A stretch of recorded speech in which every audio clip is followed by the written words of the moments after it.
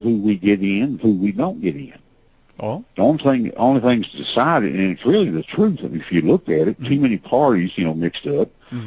But I'll tell any scientist that you put me on Maury Povich. He's a complete skeptic.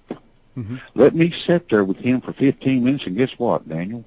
I promise you, he won't be a skeptic after that. And the reason I'm saying that, and the reason I can say that, is I have stuff that no one else in this world has got.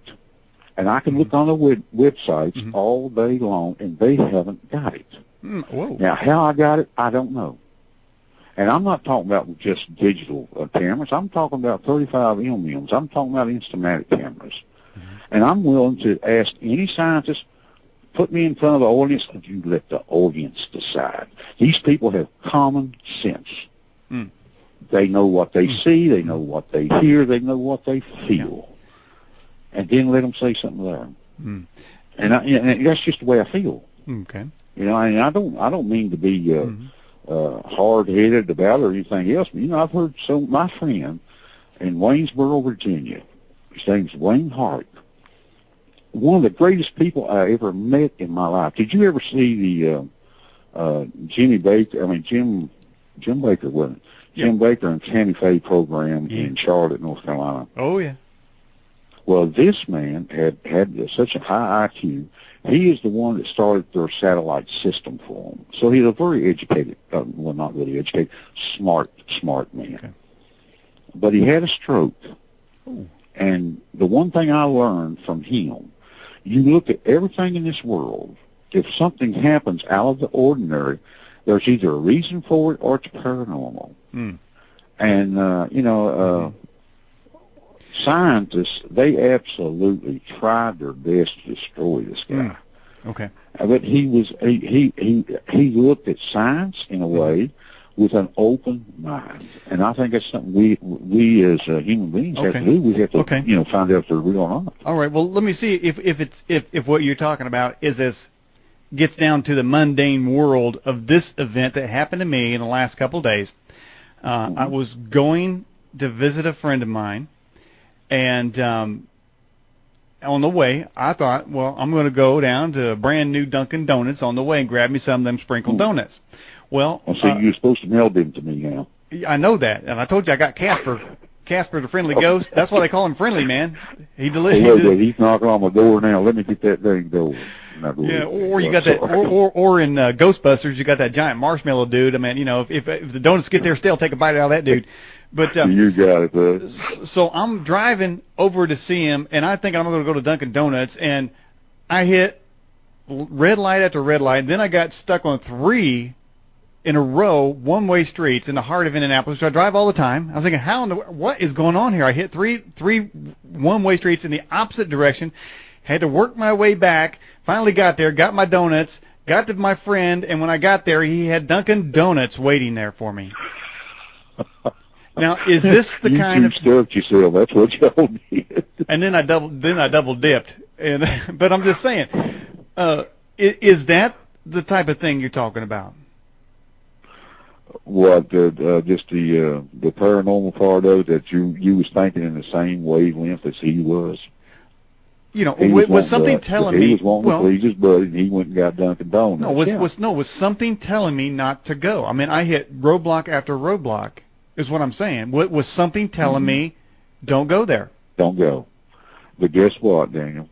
You didn't listen to your own conscience, and you went. And we all do. Everybody in this world, we sometimes we know better. Yeah. How many bank robbers went into a bank and robbed it, knowing that they shouldn't do that? Yeah.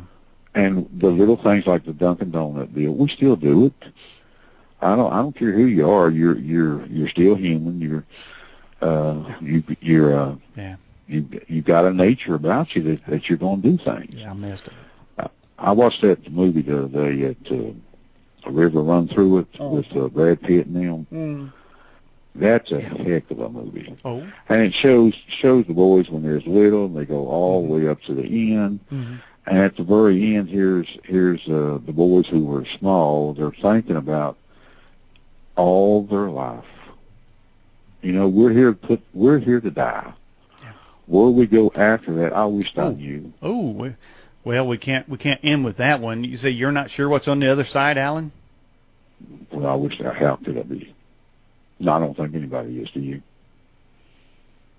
Well, you get all these different religions. Yeah. I mean, look at the people in Africa. Look how many religions you have in this world.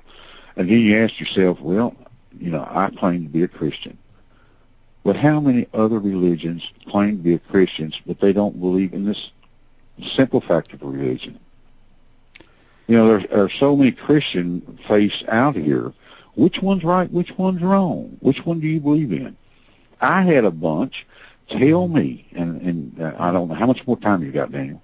Well, we were normally scheduled to go for another 5 minutes, but if you want to stay for a third section, we can. Okay. Okay. This will just be for a second, and let me tell you this one real quick. All right. My uncle was one heck of a guy, but now my uncle was not extraordinary in working or anything like this. He was a bum. Okay. Well, I'm not going to say a bum, okay? Let's say he was lazy. He would come to town every day, and, you know, he would hang around town. He'd mow grass and to make a wage. But he lived with my grandmother and my grandfather, and they had a little bitty old farm, a couple chickens here, a couple chickens there. Okay. And when 3 years before they got bedfast. Ooh. Well, my uncle gave up going to town every day to sit there in that house. Now, I'm not telling you it was the cleanest house in the world, because it wasn't, because you'd have to try to raise a window up just to get a good smell in, because you know what I'm saying, when you get older people like that, how they get. My uncle gave these two people, my grandma and my granddaddy, a bath every day. He fed them every day. He did not leave that house for 3 solid years. Ooh. And here is what's making, I mean, it makes me so mad. We talk about religion. The day he died, there were 4 preachers in front of the casket. And one preacher sat there, and he said, there is no chance for Henry Gross. Henry Gross is going to lay there for eternity upon eternity. There is no heaven for Henry Gross, because he didn't attend our church services. No, he didn't say that. What better person if there is a heaven, what better person would God want in his heaven than the one who took care of his mother and his father gave up his life for 3 solid years? And that has been bugging me for a long time. Wow. And it's the truth. And when I heard this guy say that up in front of him, Daniel, you don't know how close I came up and knocking the living crap out of that guy. Wow. And I'm being very serious. Alan, do you have to go, or do you want to stay for another short chat? Well, how long's the short chat? About 15 minutes. Hey, that'd be great, because I'll tell you why. Why? My wife will be here about that time, and okay. Me and her will be able to eat us up. Okay, because you're all alone right now. We got to keep you on there so that the spooks don't get you there. No, well, I got my cat, but she is a spook. See? Okay, I tell you what, let me go. I'm just kidding you. Okay. Yeah, I'll be glad to stay. Okay, sure. All right, let me go to break. All right, everyone, we're listening or having a chat here with Alan Gross, and we're talking about spooks, ghosts, paranormal, and a couple weirdo preachers in there as well. We're going to come back right after the break, so you stand by. We're going to hang him on for just a little bit longer. If you have a question for Alan, get it in now, and then we'll get right back here after the break, so stay tuned. We'll make it a short one. If you have a question for tonight's guest, go to the EdgeAM.com website, click on the Fast Blast, or go to the live chats, and let's go right back to our newsmaker line and bring on Alan Gross. Alan, welcome back. Hey, Daniel, how you doing, buddy? All right.